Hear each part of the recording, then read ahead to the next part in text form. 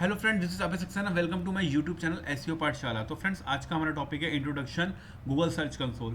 तो फ्रेंड्स, जैसे मैंने अभी इसी साल गूगल जीटीएम की प्लेलिस्ट स्टार्ट की है, एक सीरीज स्टार्ट की है, वैसे ही मैं गूगल सर्च कंसोल की भी आज से एक प्लेलिस्ट स्टार्ट करने वाला हूँ, जिसमें कि पहला जो हमारा डिस्कशन है, वो जो वीडियो है वो है introduction Google search console. Google search console की मैं आपको इंट्रोडक्शन देना चाहता हूँ। तो जैसे आप ये डायग्रामेटिक रिप्रेजेंटेशन देख रहे हैं, क्रॉलर जीएससी वेबसाइट।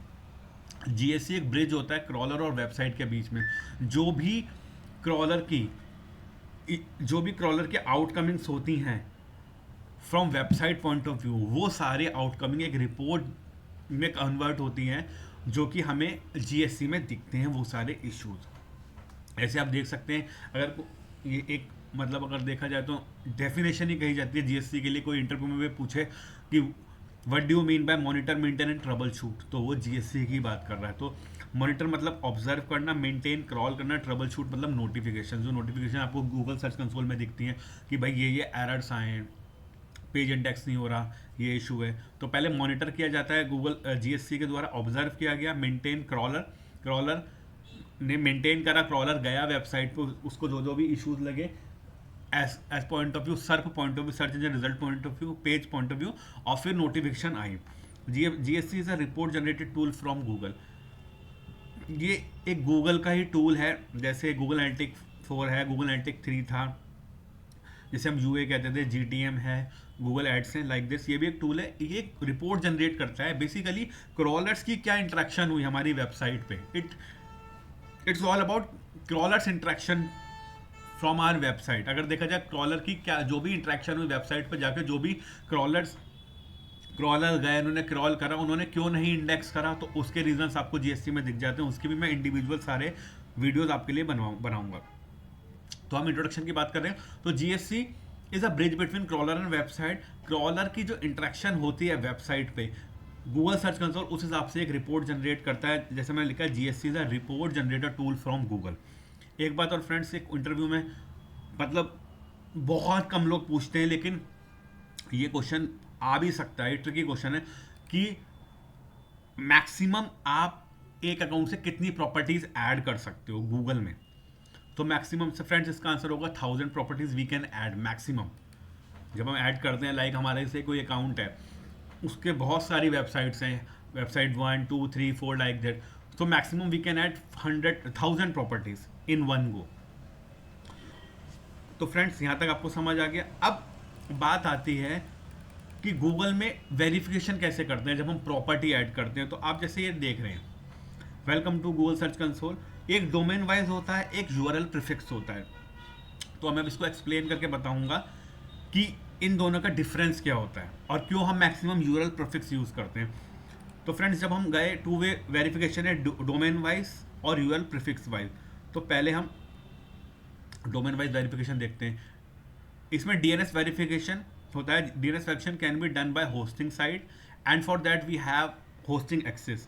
तो जैसे फ्रेंड्स आप देख रहे हैं, you requires DNS verification. Friends, इसमें जो भी वेरिफिकेशन होता है ना, जैसे होस्टिंग साइट होती है जहाँ हमारी वेबसाइट जो होस्टिंग होती है, सर्वर होता है, उस साइट में इसकी वेरिफिकेशन होती है। तो आपको भी पता होगा फ्रेंड्स, हमारे पास जो वेबसाइट्स आती हैं वो क्लाइंट साइट से आती हैं, ठीक है। सर्वर, उन्होंने जो वेबसाइट का सर्वर होता है वो कहीं और होता है। तो हम लोग इतना क्लाइंट से आस्क नहीं कर सकते भाई हमें डीएनएस वेरिफिकेशन चाहिए, तो उसको उसके पास जाना पड़ेगा। तो मैक्सिमम 99.9% केसेस में हम लोग प्रीफिक्स वाइज करते हैं, यूआरएल प्रीफिक्स वेरिफिकेशन, जो कि ये है। तो क्योंकि हमारे पास होस्टिंग एक्सेस नहीं होते, तो इसलिए हमें यूआरएल प्रीफिक्स वेरिफिकेशन में जाना होता है। लेकिन इनके भी अपने प्रॉन्स एंड कॉन्स हैं कि अगर if we add property like example.com, कोई भी वेबसाइट हमने ऐड करनी चाहिए in initial stage, and automatically it will take all below version. Friends, कहने का मतलब ये है कि मान लीजिए ये वाली वेबसाइट, ये वाली प्रॉपर्टी ऐड होती है, ठीक है, तो ये सारे वर्जन ले लेगा, without S S L B, with S S L B, H T T P S लग गया, विद www.b, विदाउट www.b, और सब डोमेन भी। फ्रेंड्स, कहने का मतलब क्या है कि इसमें डीएनएस वेरिफिकेशन का एक फायदा ये होता है कि अगर हम लोगों ने मतलब इनिशियल स्टेज पे हैं, हम लोग इतना पैसा खर्च करना नहीं चाहते, जो भी बात है, हमने एसएसएल नहीं लिया, या आज से 15-20 साल पहले जाओ कि एसएसएल उतना इंपॉर्टेंट नहीं था, तो हमने सिंपली इस तरीके से ऐड किया। तो अगर जब हम एक बारी ऐड करते थे ना हमारी वेबसाइट, उसके बाद हमारी वेबसाइट अगर SSL सर्टिफिकेट मिल जाता था तो HTTP से HTTPS हो जाती थी, या हम बाद में उसको हम अपना जो डोमेन नेम है उसमें www ऐड करा दें, वर्ल्ड वाइड वेब, ये हम अगर ऐड करवाना चाहें तो ये ऑटोमेटिकली रिपोर्ट जो बनाएगा वो इन सब यूआरएल्स के हिसाब से बनाना शुरू कर देगा। उसके लिए हमें अलग प्रॉपर्टी ऐड करने की जरूरत नहीं है। मान लीजिए अगर इसने हमने ये ऐड करा example.com, उसके बाद हमने HTTPS example.com ऐड करा, उसके बाद हमने www.example.com करा, तो ऑटोमेटिकली फ्रेंड्स जिस तरीके से हम चीज़ें ऐड करते जाएंगे ना, हम अपना डोमेन में जो चीज़ ऐड करते जाएंगे उस हिसाब से हमारे पेजेस की सारी रिपोर्ट बनती चली जाएगी गूगल टूल में, जो मैंने ऊपर बताया। ऐसे ही सब डोमेन को भी अलग से ऐड करने की इसमें ज़रूरत नहीं है, ऑटोमेटिकली सब डोमेन भी ले लेगा। तो ये कहीं ना कहीं एक फ़ायदे की बात होती है डोमेन वाइज वेरिफिकेशन में। लेकिन आपको पता है ये हम लोग अपने एंड पे नहीं कर सकते, होस्टिंग साइट से होता है और उसका एक्सेस मैक्सिमम हमारे पास नहीं होता। तब हम आते हैं URL प्रीफिक्स वेरिफिकेशन पे। In this we do not need hosting access, जैसे ऊपर था, we can add HTML script in the header of the website. Friend simple सी बात है, मान लीजिए कि मैंने ये ले लिया,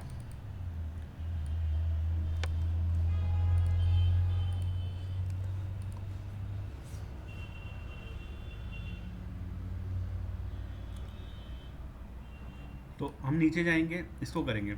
ये एक HTML टैग है, ये एक स्क्रिप्ट है, ये एक HTML स्क्रिप्ट है जो कि हमें जिसमें लिखा हुआ है कि कॉपी द मेटा टैग, ये टैग है, and pasted on your side home page, it should be go in the head section before the first body section. कहने का मतलब ये जो एक स्क्रिप्ट है, ये जो HTML की स्क्रिप्ट है, ये हमें वेबसाइट के हेडर में ऐड करनी है, हेड पार्ट में, लेकिन बॉडी के ख़त्म होने से पहले जस्ट ऊपर हम ये वहाँ पे ऐड करेंगे, उसको सेव करेंगे। उसके बाद जैसे ही यहाँ पे आएंगे, डन करके हमारी वेरिफिकेशन यहाँ पे हो जाएगी। वेरीफाई जैसे करेंगे, ओनरशिप वेरीफाई हो जाएगी। सो फ्रेंड्स आपने देखा कि इसमें लेकिन एक इशू है, जैसे ऊपर था DNS वेरिफिकेशन में था कि अगर हमने सिंपल example.com या HTTP example.com ऐड करा as an property initial stage, बाद में हमने SSL ले लिया और हमने रीडायरेक्ट करा दिया HTTP को HTTPS के थ्रू, वो चीज़ हमने कर ली, तो हमें इसमें अलग से प्रॉपर्टी ऐड करने की ज़रूरत नहीं पड़ी। ठीक है फ्रेंड्स, लेकिन यूआरएल प्रीफिक्स में ये इशू होता है कि अगर आपने अपनी प्रॉपर्टी ऐड करी example.com http://example.com, लेकिन आपने 2 महीने बाद SSL लिया, तो आपको एक नई प्रॉपर्टी ऐड करनी पड़ेगी HTTPS से। अदरवाइज पुरानी प्रॉपर्टी जो HTTP होगी वो सारे जो पेजेस की रिपोर्ट बनाएगी ना, उन सब में HTTP आएगा, HTTPS नहीं आएगा। और ऐसे ही अगर उसमें www हमने बाद में अपने डोमेन में ऐड करा, तो हमें दोबारा वो प्रॉपर्टी ऐड करनी पड़ेगी, तभी हमारे जो सारे पेजेस होंगे वो www उस हिसाब से रिपोर्ट बनेगी, अदरवाइज नहीं बनेगी। तो every time if we have to change, if we are going to change our URL, our domain, if we do any alteration in that, like for HTTPS or www or without www, so each and every time we have to add property as per URL prefix verification। आप जैसे मेरी ये वाली website में ही देख सकते हैं, आप देख रहे हैं sandy.com https.sandy.com, तो आप फ्रेंड्स देख सकते हैं इसमें हमने ये 2 प्रॉपर्टी ऐड हैं। तो आप ये चीज़ यही एक अगर देखा जाए तो एक ड्रॉबैक्स URL प्रीफिक्स वेरिफिकेशन में होता है, लेकिन हमें इसके लिए होस्टिंग साइट पे डिपेंड नहीं रहना पड़ता। तो ये एक माइनर सा डिफरेंस होता है कि अगर आपसे इंटरव्यू में भी कोई पूछे कि भाई हम DNS वेरिफिकेशन क्यों नहीं करते, तो आपके पास यही जवाब होना चाहिए कि DNS वेरिफिकेशन इसलिए करते क्योंकि उसका जो एक्सेस होता है वो होस्टिंग साइट से होती है, और we need hosting access for that, मतलब हमारे पास क्रेडेंशियल होने चाहिए, हम वहाँ जाके कर दें। लेकिन URL प्रीफिक्स वेरिफिकेशन क्या होता है, हम अपने एंड पे कर सकते हैं। भाई आज मैक्सिमम टाइम वर्डप्रेस हो या कोई भी वेबसाइट हो, उसका डैशबोर्ड तो हमारे पास होता ही है। हम वहाँ पे जाएंगे, header.php में जाएंगे, वहाँ पे आपकी फाइल होगी, उसमें जाके हेड सेक्शन में जाके थीम डॉट एडिटर, फिर जो आपका फिर header.php फाइल आएगी, ये भी फाइल आएगी, उसको जब ओपन करेंगे तो उसमें हम हेड सेक्शन में कोड पेस्ट कर देंगे, बॉडी ख़त्म होने से पहले सेव करेंगे, हमारा वेरीफाई हो जाएगा। बस ये यहाँ कन्वीनियंस होती है। तो लेकिन इसमें ये होता है कि जैसे जैसे आपकी प्रॉपर्टी में SSL ऐड होगा या कोई भी चीज़ www.add होगा, तो उस हिसाब से हमें प्रॉपर्टी एक नई ऐड करनी पड़ेगी। इसलिए कहा जाता है कि जब भी वेबसाइट बनाओ तो अब तो स्टार्टिंग में ही SSL का एसईओ पॉइंट ऑफ व्यू से, एक रैंकिंग पॉइंट ऑफ व्यू से इतना बड़ा वो है, देखा जाए तो इतना बड़ा पॉइंट है ये कि गूगल एक रैंकिंग पर्पस में भी इसे काउंट करते हैं। तो अभी सब लोग अपना जब फाइनल हो जाता है, SSL मिल जाता है, तो एक सेम पेज पे पहुंच जाते हैं, हाँ we want this URL like HTTPS और www। तो उस हिसाब से एक जब वो फाइनल पेज पे सब होते हैं तो वो एक फाइनल प्रॉपर्टी ऐड कर लेते हैं, उनको बार बार करने की ज़रूरत नहीं पड़ती। तो फ्रेंड्स ये था गूगल सर्च कंसोल के बारे में, मेरे को जो एक इंट्रोडक्शन में आपको छोटा सा देना था, तो मैंने आज इस टॉपिक में कवर करने की कोशिश करी। अगर आपको कोई भी इश्यूज़ हो, कोई भी आपके पॉइंटर्स हो, तो प्लीज़ कमेंट सेक्शन में अपने पॉइंट्स बताइए मुझे। और फ्रेंड्स, अगर आपको वीडियो पसंद आता है, इन्फॉर्मेटिव लगती है, तो प्लीज़ सब्सक्राइब कीजिए चैनल को, लाइक कीजिए मेरे वीडियो और शेयर कीजिए as much as possible. So friends, आज ये इंट्रोडक्शन पार्ट हम यही ख़त्म करते हैं। अब मैं धीरे धीरे जो भी इश्यूज़ होते हैं पेजेस में जाके आपके और जो आपके एक तो पेजेस के इश्यूज होते हैं, ओवरव्यू होता है, एक सर्च रिजल्ट्स होते हैं, ये सारे जो इश्यूज आते हैं हमारे साइट मैप की साइट से किसी, वो सारे मैं धीरे धीरे अब लेने शुरू करूंगा फ्रेंड्स, और उन सब पे मैं आपको वीडियो बना के आपको एक्सप्लेन करने की कोशिश करूंगा। So friends, thank you friends, thanks a lot, bye.